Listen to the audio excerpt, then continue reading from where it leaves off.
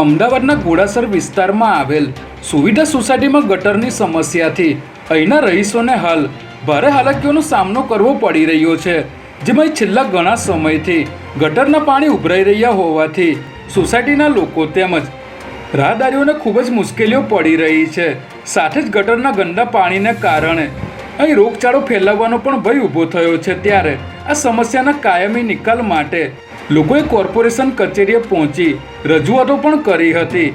તેમ છતાં અહીં રિપેરિંગની કોઈ જ કાર્યવાહી કરવામાં આવતી ન હોવાને કારણે સ્થાનિકોમાં હાલ ભારે રોષ જોવા મળી રહ્યો છે.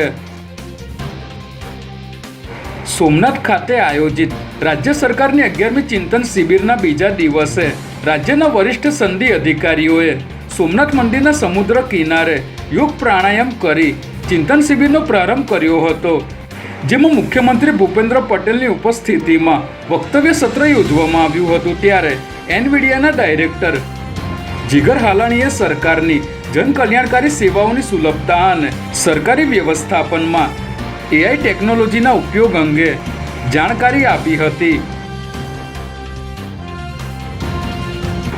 અમદાવાદની ખ્યાતિ હોસ્પિટલમાં દર્દીઓની જાણ બહાર એન્જિયોપ્લાસ્ટી કરવાથી 2 દર્દીના મોત નીપજ્યા હતા, જે બાદ પોલીસે 5 આરોપીઓ સામે ગુનો નોંધી ડોક્ટર પ્રશાંત વજીરાણીની ધરપકડ કરી હતી.